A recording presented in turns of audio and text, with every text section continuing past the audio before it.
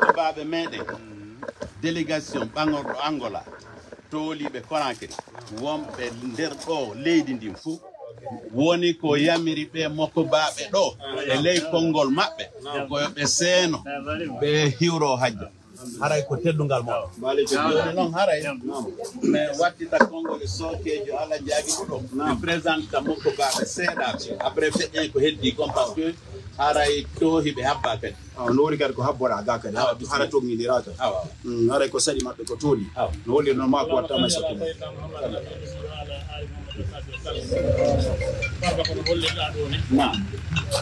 ko alaji so naam hollunomen Conakry naam ina walande cuuɗede meɗen naam fi Allah jiddaɗirani fi Allah jimmaɗo naam an hollimen naam tawi ma men ara men tawɗen on fof o welo welo gonga hanon min hewti ɗo naam min nani hajji en inde maɓɓe ɗo naam ɗo min wata wonde toon min ara ɗo min hewti kono woniri ɗum woni hoore lawol ngol awa watti ko makko baɓe boyino ɗo naam wonɓe ɗo naam wonɓe Conakry naam naam awa haray ko ɗon ko hewtumi men ɗo bisimilla haray noon ɓe sardilan ɗo naam hollugol berɓe mi andi ɓen bisimilla piiji ɗin ko noon ko non woniri ko non woniri ko non woniri haray mi fuɗɗoray mawɓe amen wonɓe ɗo ɓen naam haray wono ɓe mawɓe ɗa naam e futoru ɗon naam ɓe maki alaji mutta naam haray ɓenɗon koɓe gomɓeya ko non woniri haray haray hajjani waɗa noon ɓe présenté ɓe ɗo fof kamɓe ɓe gelli ɓe goy naam haray ko mi woni andaɓe naam ɓen hikkiɓe ɗon naam ko ɓe woni alaji Ibrahima Kompeta naam haray ko ɓe ɗo wonno e président ɓe amen ɓe ressortissant naam Guinée wonnoɓe Angola ɗo awa haray si seɗɗi ɗon naam haray woɓɓe no ɗo ɓeɗo ko ɗo ɓe woni awa maki alaji bayi naam sikki ɓeɗo haray koɓe mamum ɗo naam haray e nder iwde Angola naam haray mi ara ɗon ɗe awa ɓeɗo no maki alaji Alpha Ñinka awa haray ɓeɗo koɓe kiɗi awa haray mi rewta makko an ɗo mi arta ɗo ɓeɗo kala awa kamɓe ɗo alaji bayi awa haray naam maki alaji Bakar awa haray ɓeɗo koɓe mamum ɗo awa haray woɓɓe kayno ɗo naam ɓe maki alaji naam naam ɓeɗo koɓe maani awa haray woɓɓe kayno makko maɓɓe ɗo naam ɓeɗo ɗum alaji maani awa mamum ɗo ko baɗo yetta bisimilla jallano naam haray koɓe soya mamum ɗo awa woɓɓe kayno makko maɓɓe naam wi alaji Abdoulaye awa ɓeɗo kayno koɓe kelli naam haray woɓɓe kayno makko maɓɓe ɗo awa inni alaji Mati Kolen naam ɓeɗo kayno koɓe kelli awa woɓɓe kayno ɗo maki alaji Abdoulaye naam ɓeɗo kayno koɓe kelli awa woɓɓe kayno ɗon no maki alaji Ibrahima awa haray ɓen ɗon koɓe dara ba ɗo koɓe kumdara Naam. fof kamen wonto awa falliteur alaji Abdourahmane Naam. ɓen kay koɓe kellini awa haray porte parole o Naam. ñaami ɗo geɓal goɗɗo naam kono ɓa kono feƴƴere ko non wonirɗe haray ko ɓe ɗowri porte parole amen on parti on Luanda ko hewɗi ko men e maɓɓe wonni naam haray kamɓe feƴƴinanayno men piiji ko feƴƴata ɗon ko Naam. e maki alaji yamu naam haray woɗɗo goto kam haray fallitere dingiraji gaadi ko ɓen kay koɓe dingiraji naam haray ko minen wonno gaade awa e woɗɗo goto kadi no ɗo e ko wonno alaji Bakar ko mamu ka ɓeɗo kay koɓe mamu haray on andi joni min woni joni mo Conakry ɗo haray min wonɓe won ɗo Mamadou min nete woɓɓe nena komi mamu hoore ɓuuriya woɗɗo kay nena komi laɓe ɗeppe ko faala ɗo komi kerima marɗo ko remete yo jonnan mi remanomo yami wallina kum ɗa on jarama nam ok secrétaire général on Zang haray himo ɗon Zang ko menen andi haray fof mum ko Luanda haray mafu ɗon mawɓe no ɗo taadi baɓe naam awa haray ɓeɗo men gelodira bisimilla haray ko inde ɓe gonno ɓakete le maki alaji Sirajo Lukuta ok alaji Sirajo Mingelan haray ko menen hewti ɗo buyno habbi men toon ha har leero yoni koye 11h30 ɓe yiɗo ɓe habbi men ka juuɗir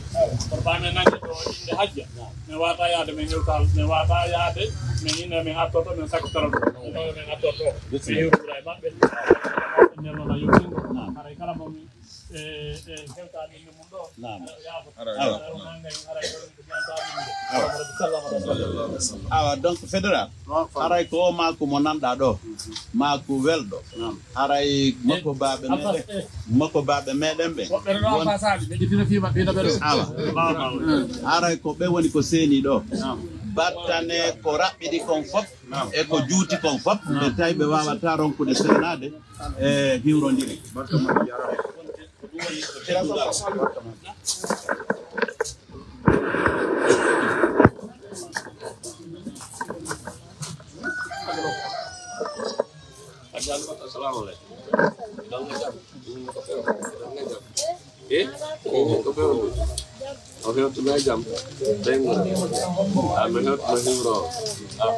joni fédéral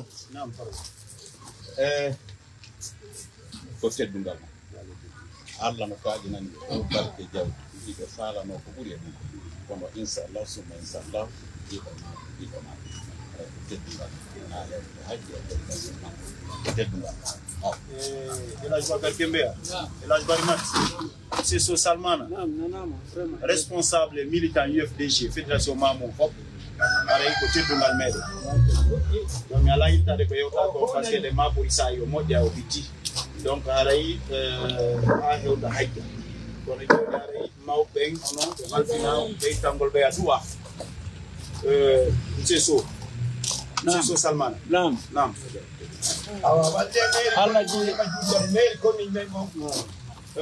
Alhaji Daloba duwe haraw tongali اللهم صل على محمد وعلى ال محمد وسلم والله تبارك سلك بيتي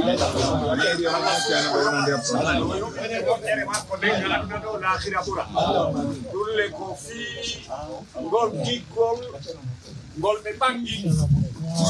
yo Allah yobbe yo Allah bollu en Alhaji Mamadou Sellou Dalen Diallo no woni président de la République de Guinée yo woni yo ma newnambo o fewja ko nafata jama la Guinée o barki rabbana atmim lana nurana waghfir lana innaka ala kulli shay'in qadir rabbi salli ala Muhammad fédéral ɓe maaki ɓe wayni aray ɓe habba kono ɓe taw ko ɗo ɓe adon gasi aray ko weltani keɓe awa hawti o duwa ko moɓɓe waɗi ɗo ala ko ɓeyde hoore ɗum ɗo bisimilla donc ɗo kadi o nimande moƴƴere awa aray inde fédération mamou o moko baɓe min seeɗaɓe kono ɗo mi faalete jantade wono ɗiɗo ha tato bisimilla mi ɗumtata fof mi fuɗɗora Elhadji Barimat ɓe tata buy nani inde mum buy kadi no andi fimu koɓe membre fondateur fédération mamou on ɗo ɓe woni président délégation spécial ɓe woni premier vice maire ha joni menen ɓe janni men ka l'école ɓe jande men ka politique minen ley barki maɓɓe ɗo e monsieur Kalil kono ɗo ɓen kadi ko membre bureau fédéral honorable Boubacar Dalaba suppléant honorable Djey Siraw Num ɓen kamno ɗo ɓaw kamɓe woni fon ɗo président des sages ñeeñuɓe men ɓen hoore ñeeñu ɓen ka fédération membre ɗo monsieur so laltake no takko an ɗo Elhadji Amadou Tidiane Diallo wonnoɓe maire ko commune ɓen ɗo ɓe kadi ko membre fondateur fédération UFDG Mamou donc a sonnaɓe président ton kono ɗo vice président ton kono ɗo e jaggue maɓɓe ɗen ka sukaɓe kadi kono ɗo ka motari ɓe ɗo wawata toɗɗade fof inon Sesso Salman ɗo ka ɓerga ko membre bureau fédéral koɓe conseil communal ni donc haray e inde fédération Mamou fof min wi vraiment fédération Angola miskine aray mi weltani keɓe men duy kemin torki Allah yo Allah ɓeydu kolgal ɓantalle dal wona waɗede kon yo Allahu lamɗo waɗa yimɓe ɗo sadaka fi laamu ko falnen ko yo Allah okko e fewndo meɗen donc haray ko ɗum Elhadji Kembe haray ko ɗum teddungal mawɗo donc haray ko ɓe maaki ɓe wayni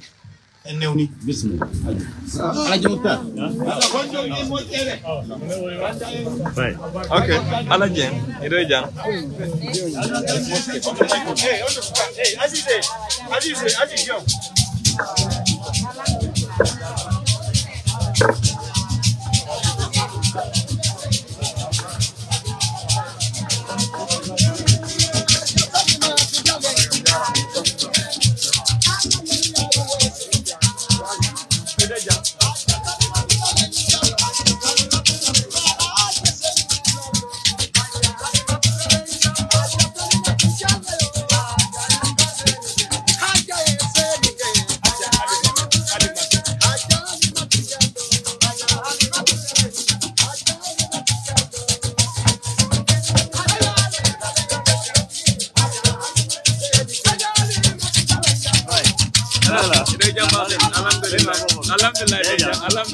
Alhamdulillah.